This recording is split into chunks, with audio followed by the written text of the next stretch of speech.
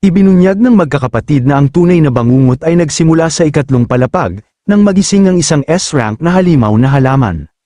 Dito itinatag ang isang malupit na batas ng kaligtasan, bawat araw, isang estudyante, buhay man o patay, ang kailangang ialay bilang sakripisyo. Pagkatapos lamang ng anunsyong yun, agad na tinalikuran ng kampo ng mga karaniwang tao ang mga maharlika at sinimulan silang tugisin ng walang pag-aalinlangan. Ang sinumang walang kakayahang lumaban ay walang awang pinapatay at direktang ipinapakain sa halimaw na halaman. Katulad ng isang layon, sa itong ganap na massacre, pagpatay at paglamon ng walang kahit kaunti na pagsisisi. Ipinaliwanag ng magkakapatid kay Vicar na kahit alam nilang may malalim na galit ang mga karaniwang tao sa mga maharlika, hindi nila inakalanghaantong ito sa ganitong antas ng kabaliwan at pag-uuhaw sa dugo. Inamin pa ng isa sa kanila na tuluyan siyang nawala ng pagpipigil nang marinig niyang basta na lamang ipinawalang bahala ni Dogma ang mga kakilakilabot na pagpatay, na para bang normal lang itong paraan ng pananatiling buhay. Ngunit habang iniisip ito ni Vicar, napagtanto niyang hindi rin naman mas mabuti ang tila sibilisadong kampo ng mga maharlika, gumamit din sila ng demokratikong botohan upang pilitin ang mga inosenteng babae na maging mga sakripisyo. Sa huli, ang nakalalasong siklo ng pagtataksil at kasamaan ang mismong nais pakinabangan ng demonyong si Amdusias upang lalong lumakas. Ikinwento rin ng magkakapatid na nakaligtas sila sa pamamagitan ng pagtatago sa mga anino, ngunit nahuli at inalipin sila pagdating nila sa ika-4 na palapag, nakagapos sila ng mabibigat na kadena hanggang sa muli nilang matagpuan ang kanilang Panginoon. Mabuti na lamang at naiwasan nilang mamatay sa gutom at napanatili ang kanilang lakas sa pamamagitan ng pagdila sa mga natitirang patak ng masustansyang pulang dagta ng puno.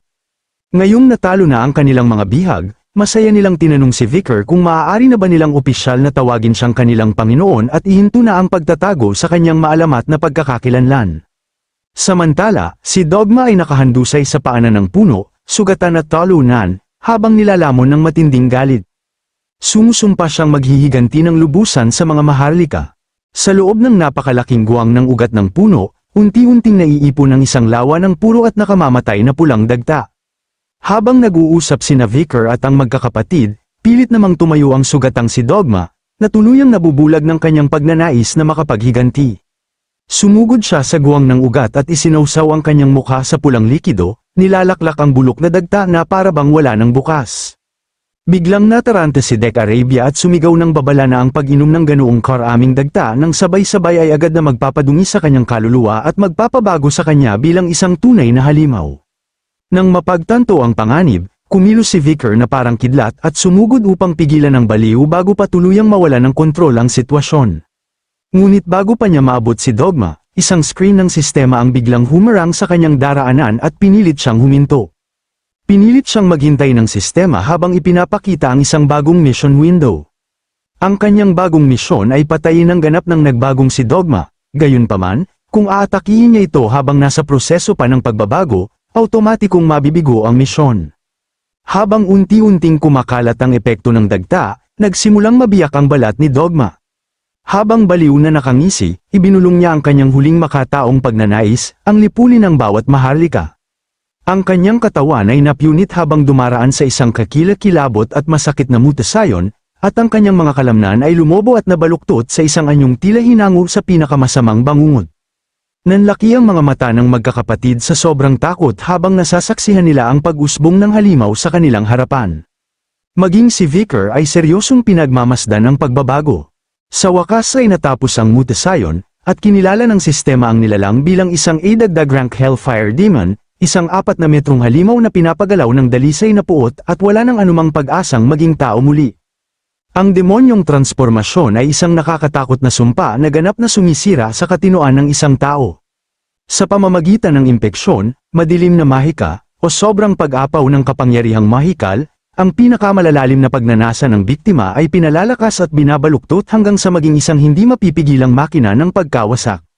Ngayon, ang ganap ng nagbagong si Dogma ay nakayuko sa madilim na buhanginan at halos hindi na makilala. Nang magtagpo ang kanilang mga mata, hindi nag-aksaya ng oras si Vicar at agad niyang ipinatawag ang kanyang Beelzebub sword bilang paghahanda sa labanan, habang handa namang sumuporta ang magkakapatid. Ngunit bago pa sila magsalpukan, isang malakas na sigaw ang pumihil sa tensyon. Lumingon si Vicar at ang kanyang 3 kapatid, na paano nila nagawang maglakas loob na labanan ng isang kasapi ng Commoner faction. Makikita ang natitirang mga kasapi ng kampo ni Dogma na paparating, dala ang kanilang mga sibat, mayabang nilang isinisigaw na wala ng pag-asa si Vicar dahil napapaligiran na siya kahit gaano pa ito kalakas, kaya maghanda na ito. Masaya nilang tinawag ang kanilang pinuno, sa pag-aakalang nakapagdala sila ng mga kakampi upang mapaghiganti ito, ngunit wala silang ideya kung anong bangungot ang kanilang pinasok. Biglang tumalon sa himpapawid ang dambuhalang demonyo, na ikinagulat ng kanyang mga tauhan. Sa isang napakalakas na pagbulusok, bumagsak itong muli sa lupa at agad na nadurog ang isa sa sarili niyang mga tauhan, na nagangat ng alikabok sa paligid.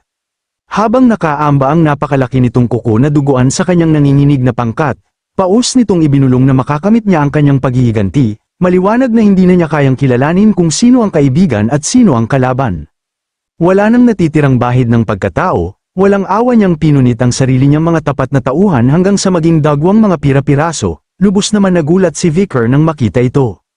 Inutusan ni Vicar ang magkakapatid na umatras habang binubuksan niya ang kanyang pocket dimension upang kunin ang kanyang mga alas.